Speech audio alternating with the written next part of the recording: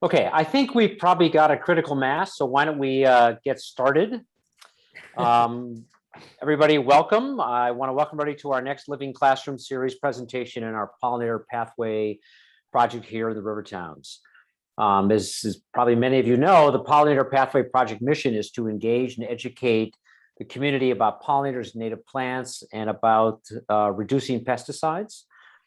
Promoting public awareness about the crucial role that pollinators play, and raising awareness about and preserving open space and parks.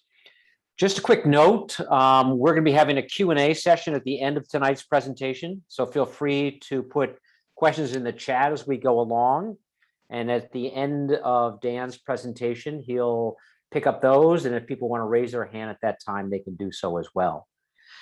I also want everybody to know that tonight's session is being recorded, and we will post it up on the pollinatorpathway.org website in a couple of days. Before we turn to tonight's program, I want to mention two items. First, I want to let everyone know that our next Living Classroom presentation will be a talk by, I'm letting people in as I do this. Hang on a second, guy. Will be a talk by Melissa Rivas, who lives in Hastings and is a landscape architect and a residential studio director for Hollander Design in New York City.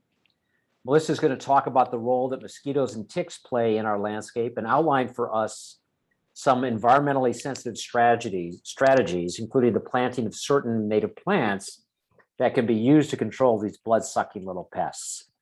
That talk will be on Wednesday, October 27th at 7 p.m. by Zoom.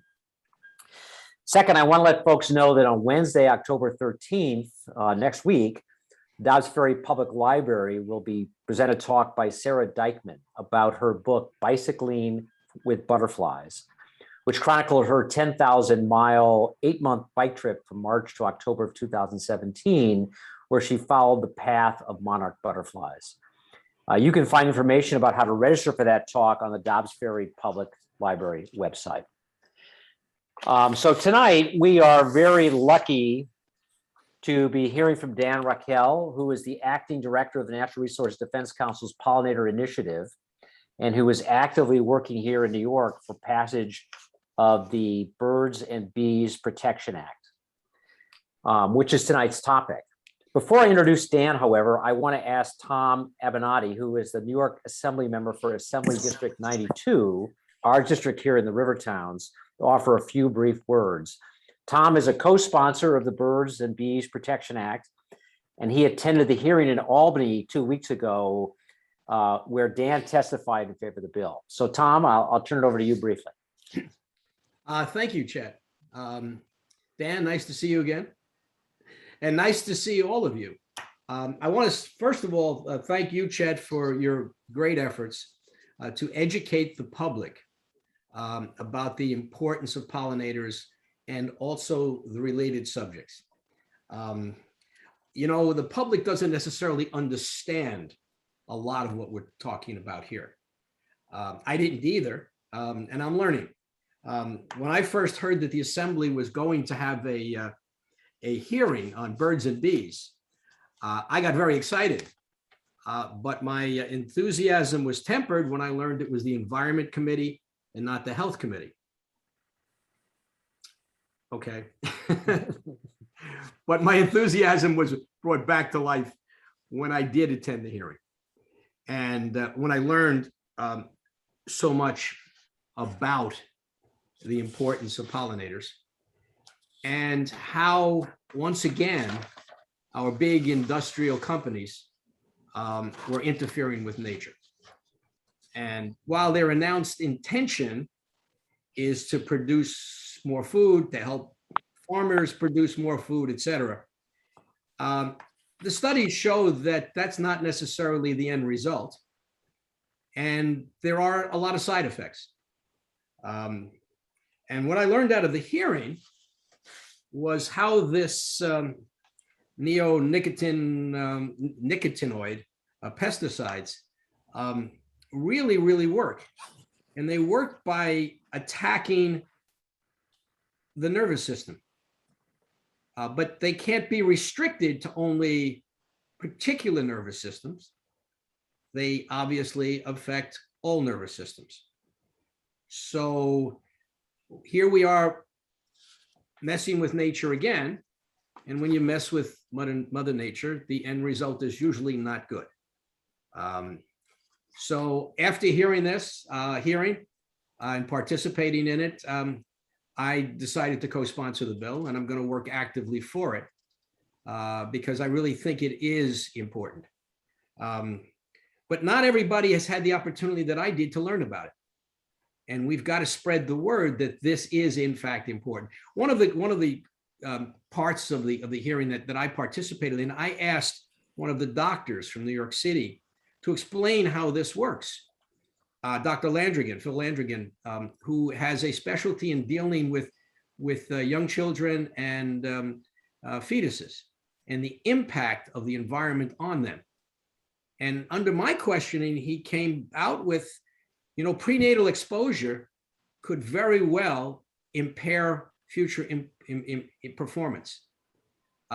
So at the end of his testimony, he suggested, and I think it would be a good idea, that if we change the name of the bill to Birds, Bees, and Babies, because it's not just, it's not just the birds and the bees, but it's all of nature that's being impaired by the use of these neonics. So I appreciate all of you coming here tonight. I want to thank those who sponsored this. I think it's real important that we explain to everyday people, we got to stop messing with nature. Let's do it other ways. The side effects are just not worth it. And thank you for putting this on this evening. I'm looking forward to hearing what Dan has to say again. Tom, thank you so much. And I so much appreciate you being here tonight and your leadership in trying to promote this bill. That's just great. I now have the pleasure to introduce Dan to everyone. As I mentioned, Dan is the acting director of the Natural Resources Defense Council's Pollinator Initiative. Before joining the Pollinator Initiative, Dan was the co-director of NRDC's Community Fracking Defense Project and an advocate for the cleanup of industrial pollution here in the New York region. Dan graduated from Cornell and is a graduate of Columbia Law School. So let me turn it over to Dan. Welcome, Dan. Well, thanks, Chet. Thanks for having me. And thank you, Assemblyman. Good to see you again. And I'll just have everybody know, even before the Assemblyman was on the bill officially, he showed great leadership at the hearing, some really good questions, I thought, not only of the health experts, but also those big industrial companies. And I saw some tough questions there. So thank you, Assemblyman, for learning more about this issue and your diligence at the hearing. So I'm going to try and share my screen here and see if I'm successful. Can folks see that? Yep. Okay, great. Yes, we can. So, the title of the presentation, as you've seen, is Stopping the Second Silent Spring, Reining in Neonic Pesticides in the New York Birds and Bees Protection Act, although perhaps soon the Birds and Bees and Babies Protection Act. And I think, maybe by the end of the presentation, you'll understand why we compare what we're seeing with neonic contamination in New York and across the country and across the world with the sort of impacts that Raichel Carson described in her seminal the seminal book, Silent Spring. So, but let's start where the story begins, with the humble honeybee. I think folks in this group know that bees and other pollinators are important. You might have heard that 1 out of every 3 bites of food we take come or are brought to us by a pollinator, by the pollination that they enable. And to give you a sense of what that looks like, and you may have seen this before, this is a grocery store in a world with pollinators, and this is that same grocery store in a world without pollinators. Certainly we would still have food, but there would be a lot less of it. It would be a lot fewer diversity of options. It would be more expensive, and there would be just less of it in general. But beyond the grocery store, pollinators are also essential to ecosystems. So 87.5% of all flowering plant life on the face of planet Earth requires bees and other pollinators to reproduce. And as it turns out, flowering plants are most plants, right, on the face of the earth. So if we see the loss of pollinators, we worry not only about food security, but the collapse of ecosystems. And that's essentially what we're worried about, right? Because about 15, 16 years ago, honeybee keepers in New York and across the country suddenly saw their annual losses of honeybee colonies spike tremendously. Before that point, they were losing 10 to 15% a year, mostly during the winter. And those numbers jumped to 40, 50, 60% a year, every year. And they were happening year round. It's not just honeybees that we're worried about. There's a good sense that honeybees may be just the canary in the coal mine. Honeybees are livestock. We track their numbers. We know how many honeybee colonies there are. The same is not true for wild bees. Bumblebees and carpenter bees, mason bees. This is a picture of the rusty patch bumblebee. It's the first bee in the continental United States listed on the endangered species list, and used to be a fairly common bee in New York as recently as the mid-1990s. However, the bee in the last 20 years or 25 years has lost close to 90% of its range. And the bee has not been seen in New York since the year 2000. These days, you only find it in parts of the Midwest, Minnesota, Illinois, and parts of the Southeast. So, the question becomes, what's happening to pollinators? And there, as it turns out, are a lot of problems for bees and other pollinators. Certainly climate change is a factor, as it is for everything else. The loss of habitat, both to monocultural agriculture as well as urban and suburban sprawl. Parasites and pathogens. This is a picture of a couple of varroa mite attacking a honeybee. Although it's important to remember when people talk about varroa mite, that's really only a pest that affects honeybees, not as much native bees or other pollinators. And then last, but certainly not least, are pesticides. And in particular, we've become concerned with a relatively new class of pesticides. They've been around since the mid-1990s, called neonicotinoids, or neonics for short. And there are three big concerns we have with neonics. Certainly pesticides have been a problem for all sorts of wildlife for a long time, but what makes neonics special in terms of our concern for them? Well, the first is that they are just super duper toxic to insect life. So to give you a sense of scale here, just one neonic treated corn seed can have enough active ingredient to kill 250,000 bees or more. And we know from research that neonics have made US agriculture about 48 times more harmful to insect life since they started to be used in the mid-1990s. And if you see here, I don't know if you can see my pointer, but we see that spike in the mid-2000s where neonic use really starts to take off, where it sort of doubles or triples. And that lines up really well with that sudden spike in losses that we see in honeybee colonies. Because all of these other factors, climate change, parasites, pathogens, urban and suburban sprawl, habitat loss, they've all been happening for a long time. There's only one factor that matches really well with that sudden spike. And again, that's the sudden spike in use of neonics, particularly on treated corn and soybean seeds. That's the real reason that the use, sort of the numbers took off. Second problem with neonics is that they're really good at contaminating the whole environment. So they are systemic insecticides, which means they're designed to permeate plants, to get into the leaves, the roots, the pollen, the fruit, the nectar, everything, and make the plant itself toxic to insects, make the plant itself the pesticide. That means they can be applied in all sorts of interesting ways. Of course, you can spray neonics, and a lot of people do, but more commonly, they're applied to the soil, or most commonly, they're applied to crop seeds. And here's a picture of that.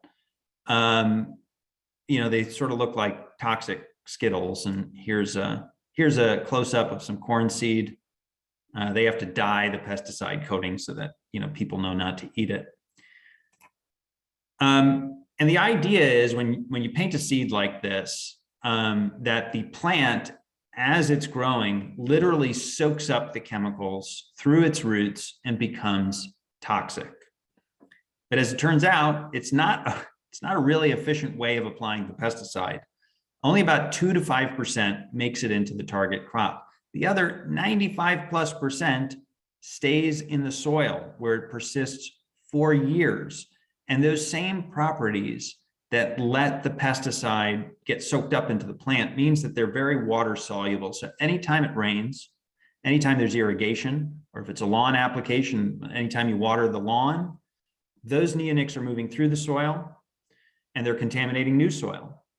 If there are plants in that soil, those plants soak up the pesticides, they become toxic, their pollen, their nectar, everything.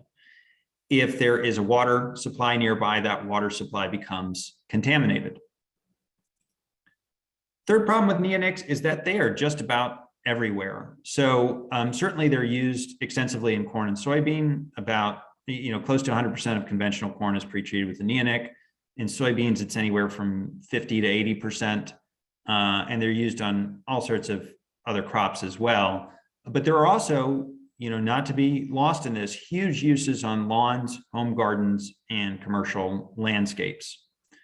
And to give you a sense of what this looks like, I know this 2009 is not recent, but it would look even worse today.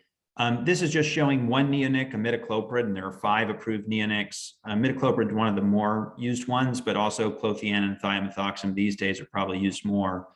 And this is just the agricultural use of that 1 out of 5 neonics. Some of those white spaces you'd see there, particularly in New York State, would be filled in if this also included those non-agricultural uses, those lawn and garden uses. And what this gives you is that there are whole swaths of the country, New York included, where these pesticides are virtually ubiquitous in soil, in water, in plant life, because they continue to be used all over the place, and they're used in the same places year after year after year. And because they persist for years, that means you have a buildup of the pesticide in the soil that is constantly expanding every time it rains. So what's the impact of this sort of wide scale contamination, soil, water, plant life, animal life, et cetera? Well, the first is that we know neonics are definitely killing bees. There was some question 15 years ago, and certainly, again, there are a number of causes, but neonics are a lead cause of these massive losses that we see, not just with honeybees, but with a number of these native bee species, 4,000 plus across the US, 400 plus in New York, and shrinking.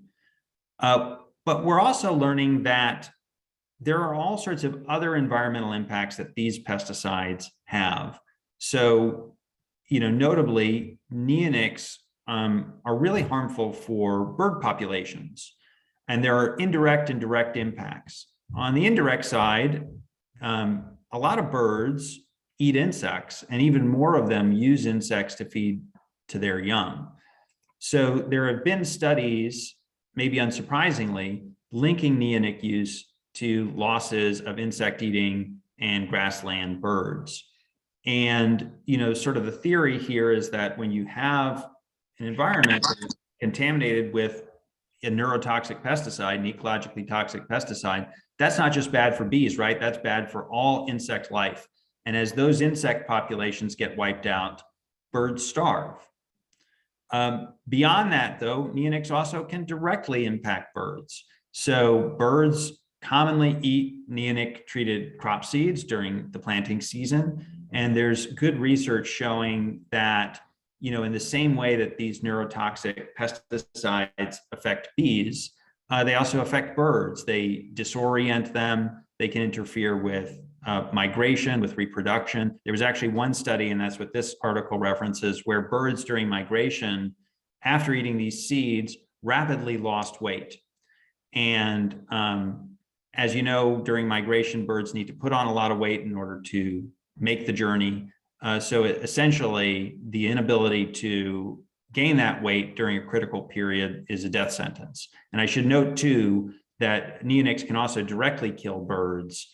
For a small songbird, just one neonic treated seed is enough to kill that bird. Beyond these impacts to birds, we see that neonics have similar impacts to aquatic ecosystems. So as you might imagine, neonics often get into water, and the aquatic life in those systems are literally bathing in these highly invertebrate toxic pesticides. So there was a study that showed the link between that contamination and the losses of fish. And this was a study out of Japan. And what happened is, and this is sort of a unique study, right? Because very few places do we have these data sets before and after, where people were, monitoring sort of life before in the world before and after neonics. These days, it's hard to get a sample of any place that doesn't have some level of these pesticides. But what this study showed is that a fish population in Japan essentially collapsed within a year. And what happened was, about the same time they introduced neonics in nearby agriculture, the population of zooplankton, so water bugs, collapsed, flatlined. And unsurprisingly, the fish species that ate those bugs to survive collapsed as well. And we see those levels in water seen there in New York pretty habitually. Last and certainly not least, we're concerned about human health. And Assemblyman Abenati touched on this. So we know that, first off, from CDC monitoring, that half the US population at any given time has these pesticides in their body. They do a study where they monitor 3,000 people across the United States. They look at their urine and they find evidence of these pesticides or breakdown products. And that's concerning because we now have research showing or linking neonic exposures to developmental and neurological harms in people, including malformations of the developing heart and brain. We also have a lot of good animal studies showing those connections as well. In particular, this one study that I'll highlight here about white-tailed deer. And this is a study that grew out of hunters in the northern Midwest, seeing deer that they had caught with all sorts of strange malformations, like deformed jaws, weird organ sizes. And there was a thought that maybe it was the neonics that were causing these deformities. They did a controlled study, and lo and behold, they found a connection between these deformities that folks were seeing in the wild and exposure to neonics. Neonics in the water at sort of what they call field realistic levels, levels that you'd expect to see in nature. And I know white-tailed deer are not always the most loved creatures, but they are large mammals, and so are we. So there's a big concern that if you're seeing these problems in other mammals, and we have some evidence too of the connection in people, and we have this widespread exposure, that is a big deal. It's an even bigger deal in New York, because I think New York, of all places, is sort of uniquely vulnerable to having neonics show up in drinking water. So to start, we know from state and federal water quality testing that neonics are all over New York surface waters. And they're in about a third of Long Island groundwater samples. So New York, no different than the rest of the country in this respect. We find neonics all over New York. And, again, the levels that we're seeing in New York are those above EPA benchmark levels for ecological harm, sort of the levels that we would expect to see those ecosystem-wide effects, right? Where you're killing all of the invertebrate life in these aquatic ecosystems, and that ripples up to fish, birds, et cetera. And it's worth noting that a lot of these water tests probably underestimate the amount of neonics in New York water, because they're, again, only testing for that one neonic. They're testing for imidacloprid and not some of these other ones. But where New York is sort of uniquely vulnerable is, New York City and Syracuse, and I know those are outside of the river towns, have unfiltered water supplies. And one of the few ways to take neonics out of water is through activated carbon filtration. And again, you have lots of people in these water systems that are not using that filtration, their unfiltered water supplies in New York City and Syracuse. So probably more of a concern for contamination of water and for that contamination to reach people's taps. So, we have massive contamination that is killing pollinators, is driving bird losses, driving fish losses, hollowing out ecosystems, and is probably harming us as well. And so, when I started working on this issue, before some of the science came in, people were making the connection to silent spring, which, for those who don't know it, this is Raichel Carson's book. It sort of kicked off intense interest in the environmental movement in the 1960s. And her warning was that a spring that is silent of insect life and silent of bird song. And that seems to be the direction that we're heading with neonics. And the one example that I give to folks, because I think a lot of this is happening without us knowing it. The example comes from an entomologist I talked to. He said, you can see these impacts on your windshield. If you remember driving through a rural area in the mid-90s and it's late August, you'd have to turn your windshield wipers on whether it was raining or not, just to get all the bugs off your windshield, right? And when is the last time you've had to do that? Not in a long time. So that's sort of where the effects are visible. So what are people doing about neonics? Well, the EU has banned sort of the three major neonic chemicals, the ones used on seeds. France has banned all five, and Canada has put on some pretty significant restrictions, particularly in the provinces in Ontario and Quebec. EPA has not done much, practically nothing really. They issued some proposed decisions during the last end of the Trump administration. We don't know whether the Biden EPA will finalize those decisions, but EPA's pesticide office has been pretty consistent in Democrat and Republican administrations, conservative and liberal. So let's just say, let's not hold our breath for EPA to come in and impose some serious restrictions on neonic use. The states have taken some action. Connecticut, Maryland, Vermont, and I should add Massachusetts here, have all taken away or sort of banned consumer uses of neonics. But most uses of neonics are either in agriculture or from landscapers, which aren't affected by those bans. And recently, Maine sort of took the boldest action so far. They passed a law this June that prohibits neonic use on residential landscapes. And this brings us to, the most important thing here. What's happening in New York? Well, in New York, we have the benefit of Cornell University, my alma mater, so I'm a little bit biased, but one of the leading agricultural institutions, research institutions in the country. And they took a look at neonics. They looked at over 1,100 peer-reviewed studies on these pesticides, on their impacts to pollinators, and also that provided a side-by-side cost-benefit analysis, costs of neonics versus their likely alternatives. And there are two clear conclusions that come out of this report. The first is that neonic-treated corn, soybean, and wheat seeds, again, just the treated seeds, which account for 3/4 of the neonics used in New York agriculture. 75% of the neonics used in New York agriculture are on these seeds. They pose substantial risk to pollinators. And even though the report didn't look at other ecosystem impacts, it's the same deal there too. But they provided no overall net income benefits to farmers. So to break that down a little bit more, very rarely did they provide a yield benefit. But even when they did, in those rare cases, if you look at the benefit versus the additional cost of having the pesticide on the seed, it's a wash economically.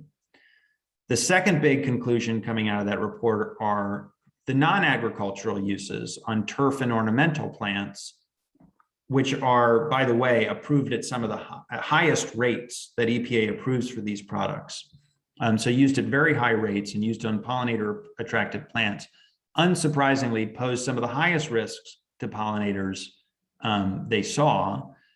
But in most cases, these uses were likewise not needed, right? Used wastefully and needlessly.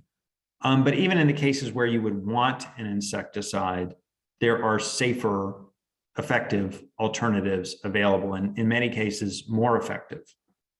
So the Birds and Bees Protection Act is a bill that has been in the legislature for a while. It used to be a 4 or 5 year moratorium on neonics that didn't include these treated seeds. But in light of the report, the act changed and now is tailored to the findings of the report. So it currently enacts permanent bans on those two categories of uses, on the treated corn, soybean, and wheat seeds, and on the non-agricultural turf and ornamental uses. So it's a fairly surgical bill, right? It's just targeting these two classes of uses, but that accounts for 80 to 90% of the neonics that are going into New York's environment, just these needless and replaceable uses. We saw at the hearing that industry now is trying to argue against a bill that doesn't exist. They tried, I think they know how reasonable this bill is and targeted. So they tried to make a big stink about how prohibiting all neonic uses across the state would be harmful to farmers. But to clarify, the only agricultural use this bill touches are those neonic treated corn, soybean, and wheat seeds. So even if a farmer wanted to use a neonic on corn, on soybean, provided they bought those untreated seeds to start with, they could still use those neonics, right? So this bill does not even prohibit neonic use on a single New York crop. It just prohibits the use of those seeds, which again, the Cornell report found were wasteful and which account for the vast bulk of neonics used in agriculture. The bill also allows for invasive species treatment, which we know is an important issue in New York.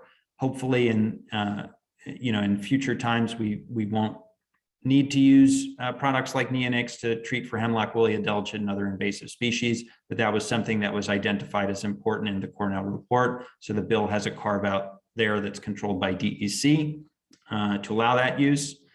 And it also allows DEC to suspend the ban for a particular type of treated seed if that seed is not commercially available or farmers would experience unreasonable costs in purchasing a non-neonic treated seed.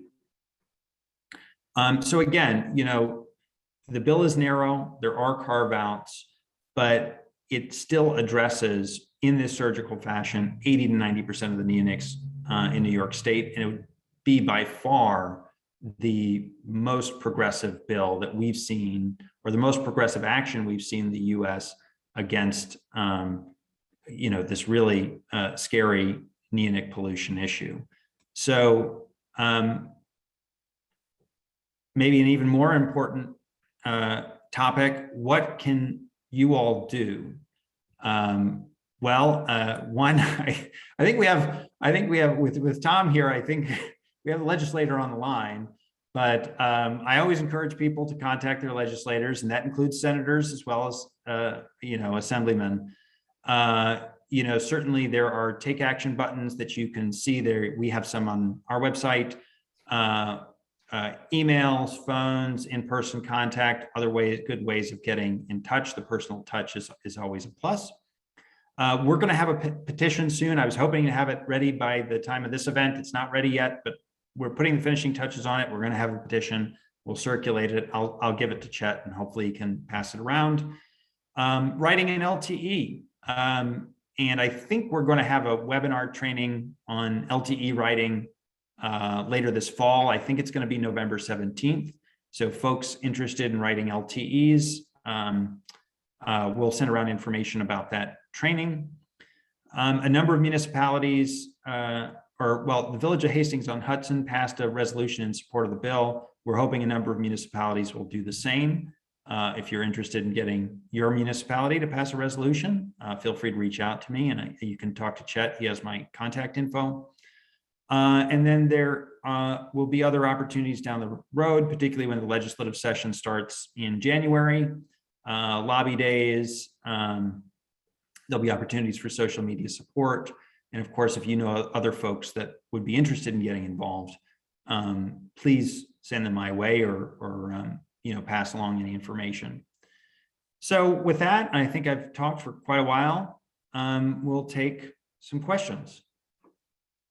So thanks, Dan. Thanks so much. Very informative, very helpful.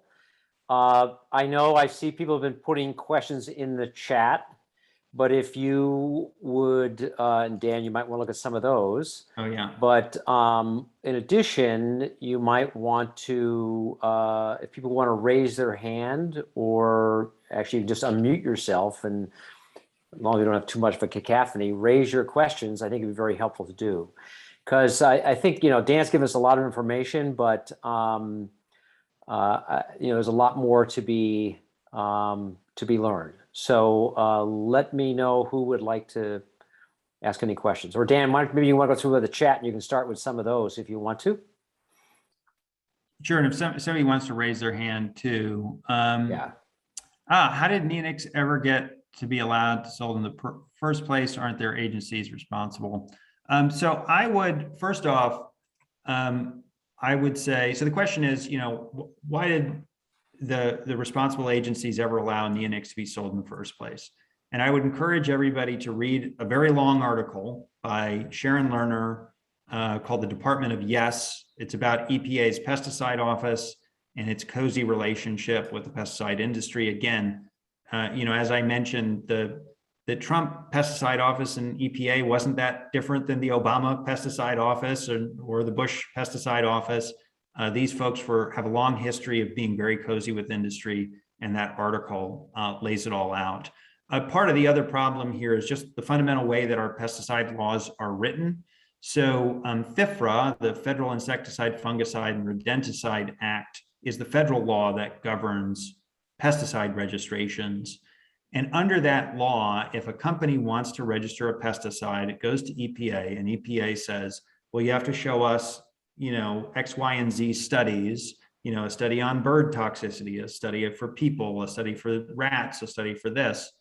And industry provides those studies. So all of the research done to show that a pesticide is safe is done by the pesticide industry, or their, quote, independent labs that only work for the pesticide companies, right?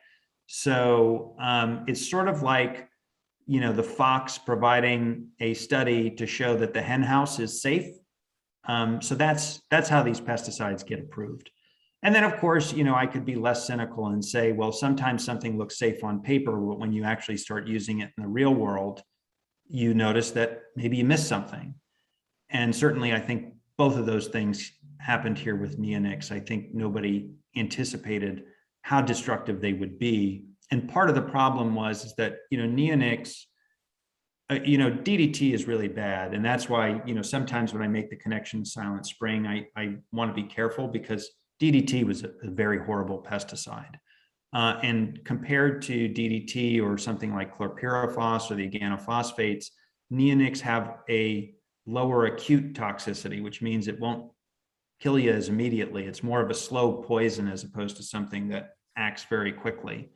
And I think people thought neonics were so practically non-toxic, and the industry fed into that narrative, that they just started using them everywhere, right? And that's the problem. They're just used so wastefully and so in such a widespread fashion that we're all seeing real problems from it, real serious issues. Dan, if I could just interject a question, maybe you could just explain to everybody the timing and sequence of this bill, and if it was going to be pushed forward in the legislature up in Albany, how that would happen and when it would come to the front for. Yeah, and I forgot a piece of important info here. So that we're heading into the second year of a 2-year session.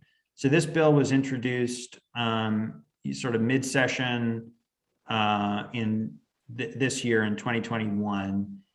It was passed in the Senate, so 43-20, but was just sort of ran out of time at the end of the session to move through the Assembly.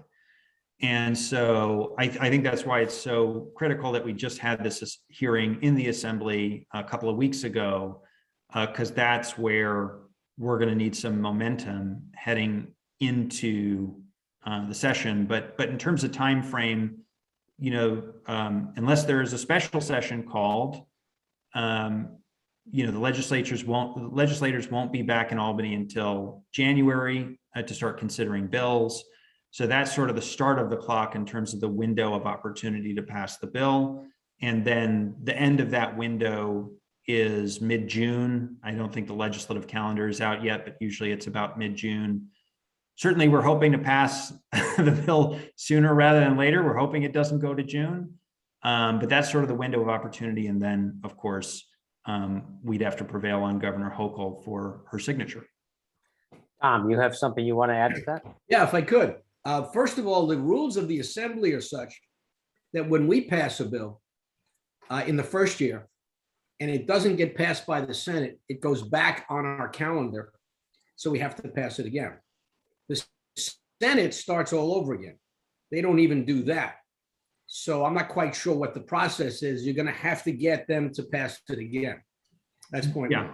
That's two, right. What can the public do? Don't hesitate to write to my office. If you want to send an email, make it short, because what we'll do is we'll just add up the number and, we'll make sure that when the time comes, I can say, look, this is an issue in my district, not just a good thing to do. I've got all these people writing to me. It's a political issue. And sometimes political leaders respond more to political issues than to the merits. That's unfortunate, but they're in the business of getting reelected. So you can write to my office. I'm in favor of it. Do me a favor, don't expect an answer because you heard that I'm in favor of it. And we have a very small staff, but write to me so we can keep the numbers. Write to the governor. Write to Andrea Cousins. Remember, Andrea is now the head of the Senate. She's your senator. Let her know. And I would suggest that you start to help educating the public, because it sounds like an esoteric subject. I was kidding before when I said, birds and bees and health committee, but most people have no idea what you're talking about. Most people don't even know when they put a garden out why their plants grow. They just plant them and they grow, right? They don't understand all of this, the other stuff. So a few simple, very simple letters to the River Towns Enterprise and to online, just letting people know what we're talking about and why this matters. And then if you could spread that out so that other people, not from the river towns, start to talk to their own legislators and educate them. Not everybody's on the Environment Committee. Not everybody, we had a pretty good turnout that day, actually. But not everybody understands all of these issues. And so you want to do it in very simple terms and let them understand what's going on here. So I think there is a role for the public in this. I just want to thank you for your comments about my questioning of the industry. I was just asking plain, simple questions, and they didn't have answers. I was not satisfied with their answers at all. We just were pressing them, and it just didn't seem like they had much. What you were saying, it's almost like they were really stretching for answers. And it was really hard they just didn't have it. And I was almost like, why are you here opposing this? It's kind of, so I think your presentation was spot on. It's simple, straightforward. It explains what this is all about. We just have to get that message out to people. Thanks, Tom. Dan, one of the questions that popped up in the chat, very, very much our local issues. When lawn care firms put out the little yellow signs on our lawns with the warning, does that mean that pesticide application includes neonics, or could it include other things as well? Do you have any sense of what people are spreading on people's lawns these days? So it's on my research list to look at what the standard treatments are for True Green and Chem Lawn, Chem Turf, and Save a Tree and all of that. I haven't done that research yet. I would say that there's a pretty good chance neonics are being used, although it's probably not exclusively. I think there's a cocktail of chemicals that are often applied, although I'm not sure if I mentioned this in the presentation, neonics are the most widely used insecticide on planet Earth. So yeah, there's a good chance that neonics are included. And the only way to know is to ask your applicator, whether that's the landscaper or a pest control company, what do you use? Show me what you use. And then look at the chemicals. You'll actually have to know the names of the neonic chemicals because they go under a number of brand names. But you'd have to look it up sort of chemical by chemical to see if there are neonics in that product. There's another question. Let me just, because I'm not to interrupt you, Dan, but here's a question: are there generally warranted uses for neonics? Are there exceptions? Are there scientifically justifiable reasons for using neonics in terms of agricultural productivity? Well, so I think there's sort of to start with sort of maybe what might be the most justified use. Invasive species treatment. So if you can say one thing about neonics is that they're very good at killing bugs, and they can be injected into trees, and that sort of makes the whole tree toxic. So if you believe the Cornell report, if you don't have some carve out for invasive species treatment, which neonics are now sort of the most effective for some of these insects that bore into trees, hemlock, woolly adelgid, emerald ash borer, etc. If you don't preserve those treatments, you're just going to lose hemlock trees. And I think, when you're talking about losing the tree versus using the pesticide, and the application is fairly limited, I'm not saying there's no problems with it. Certainly there are problems for pollinators. Certainly there are environmental concerns with using it. But when the other option is losing the tree, those might be cases where the use is justified, although everybody weighs those things differently. In the Cornell report for the fruit and vegetable uses, the science was mixed and it was complicated. So I think in the future, as science comes out, as the research is there, maybe we look to restricting some of those uses further. But at this point, there's still sort of some question in terms of the usefulness. But for right now, we don't have to worry about that, right? Because the way the science has one thing the science has made clear is that 80–90% of what's being used is dumb, right? These are dumb uses. These are uses that are polluting the environment and not providing benefits. Let's get rid of those first, right? Let's take care of the low-hanging fruit from a scientific perspective. I know not necessarily from a political perspective, but let's take care of those uses where it just makes good sense to get rid of them now. And I think that's what makes this bill just so compelling, because it just makes so much sense. Go ahead, Tom, you had a comment? Yeah, the bill itself lists 4 of them. They're all names that I can't, 5 of them actually. There are 5 names that I can't pronounce. But if anybody wants to find the bill, that would give you 5 of the products. Question I have is this stuff on the shelf right now for us to go and buy? Oh yeah.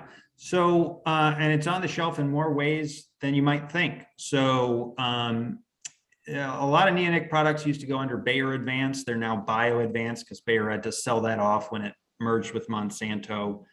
But the neonics are out of patent. So there's all sorts of producers that make these. And it's not just spray products. It's also soil application products, granules. That's probably even more common. If you buy a fertilizer that's sort of an all-in-one, right? Fertilizes your rose bush and kills bugs. Chances are that has a neonic in it. Pet collars have neonics. And actually, if you look up Seresto pet collar, USA Today had a piece. Those pet collars have killed a number of pets. So, you find these neonics in bedbug products and other sorts of indoor products, structural cockroach control and stuff like that. So really, they're just about everywhere where you would have an interest in killing a bug, there is a neonic product for that use. Although one thing I'll note, because people often ask about mosquito spraying and tick control, neonics, there are products for those uses, but typically they're not heavily used, because if you think about it, neonics are controlling insects that eat plants, right? Because they're designed to permeate plants. So insects that eat animals or feed off of animals, you don't see as many neonic products for those uses, although you do see some, certainly. Next question I have to you is, our bill is not gonna ban the sale of this stuff. It's only gonna control, as you said, some of the uses of it.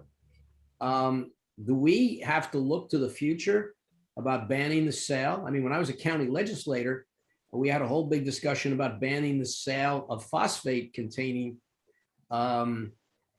fertilizers, because we were basically killing our own streams. I guess that's the next step. We have to look at, how do you keep this out of the marketplace, because the normal consumer is not going to know anything about this. Is there a way to, maybe that's the next project for somebody to take a look at? So I thought that sale was included. I know it is for seeds. Let me just look at the. Yeah, but I'm talking about for the normal consumer with all these other products that you're talking about. Yeah, and let me just confirm that, because that might be something we have to or apply. Yeah, apply or treat. Yeah. Well, one thing that also is in the bill is the DEC needs to consider neonics for restricted use list. So when a pesticide is designated a restricted use, that's essentially a consumer ban. So only a certified applicator or a would be able to use that pesticide, and presumably they would be following the rules. So yeah, and so I think there is a, in the C, what is that, 13C, it talks about restricted use listing for those products. So presumably those products would be off of consumer shelves as well, with that restricted use designation. Although we should take a closer look to see whether sale is something that maybe should be included in B. I know it's included in A with the seeds, but that's a good flag. Okay, thank you. Other questions? Anybody else want to raise any additional questions?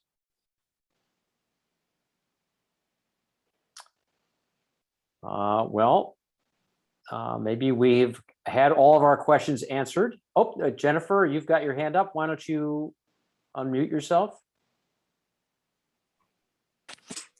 Hi. Jennifer? Hi, go Yeah, ahead. sorry. I think I unmuted and got remuted. I had a question about whether we can find out where members of the assembly stand, or they're like co-sponsors to the bill or something along those lines.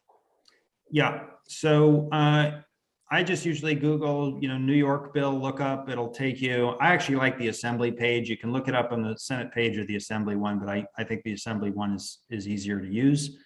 And then you just type in the bill number. So it's going to be A7429. You could also type in the Senate number, that's S699B. But the assembly number is A7429. And then that brings you to a page where you can click between both versions of the bill. It lets you know all of the co-sponsors right there up front. It has, the history, the text, everything. So all the information is right there. All right, thank you. I hope you don't mind my joining you again here. Very few assembly sponsors.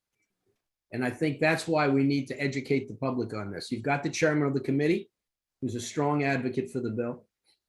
But there are very few assembly sponsors, 2, 4, 6, 8, 10, 12, 14, 16, got about 20 assembly sponsors. Yeah. It would be helpful to have more. And that's why I said before about reaching out to other areas and have your friends contact their assembly member. There's so much going on in Albany that, this is not at the top of the list. But I think if people reach out to assembly members, they'll join. Okay, other final questions before we finish up? Yes, Brooke, you've got a question. Why don't you unmute yourself? I think I did. Okay, Yes, I wonder if someone can provide us with a list of those names of products that contain neonics. I mean, I think that would be very helpful to the public to know what names to look for in when they're talking to their lawn care, thank you, lawn care companies or you know, tree sprayers and whatnot. Yeah, we can provide the names of the 5 chemicals. Again, there's you know, so many product names and they're used in so many different mixes for companies. The best bet is to look at those active ingredients, and certainly any pesticide product is going to have the label. It's going to tell you what the active ingredient is. The one that you're going to be looking for more often than not, just so folks know it, is imidacloprid. You know, the other ones are used, the others are acetamiprid, dinotefuran, thiamethoxam, clothianidin. You don't have to remember all that, but imidacloprid is going to be the one that is most common in consumer products. But we'll send it, I can, you know, again, those chemicals are all in the bill. They're all listed in the bill, but we can also send that around. How are you going to get that to us? so Well, actually, if why you- don't I could just type it in the chat now. So I think I see that Haven just put a list in the chat right Oh, now she did? Okay. of brand names. So you can go to that and pull that up. And then if anybody doesn't get that or whatever, just you can email me or email Haven if you got Haven's email, and I'll just turn to Haven because Haven's the pro of everything, and we'll get you those names for sure. Okay. Other final questions? Well, look. Oh yeah, go ahead, I raised Philippine. my hand. Do you hear me? Yeah, Yes, I can hear I you. sent the ingredients also in there, and I would really like to tell people that if they are confused about what ingredients are in these pesticides mixtures, please go to Beyond Pesticides online. They are very well informed and have a lot of information. Okay. Yeah. they have a Thanks very great much, site Philippine. list. Yeah. Right. Okay, well, look, everybody, it's 8 o'clock and I think we're kind of on schedule, but Dan, I just want to thank you for not only coming and speaking tonight, but just bringing your expertise. You're remarkably knowledgeable about all this stuff, and it really helps all of us who are not as kind of perhaps quite up to speed, although some of the people are very into this. But I just think it's great what you're doing. And Dan, you should let us know, not just me, but everybody, and I can communicate with everybody, if there's other things that we can do to help in the effort to get the message out about this and promote this bill. So there's a lot of interested people in our community and they stand ready to help as best we can. Okay? Yeah, definitely. We'll keep that information flowing to you guys. We'll let you know at good points to get involved, but I definitely agree with the Assemblyman. You know, tell your friends and get them to tell their legislators is a good start. Okay.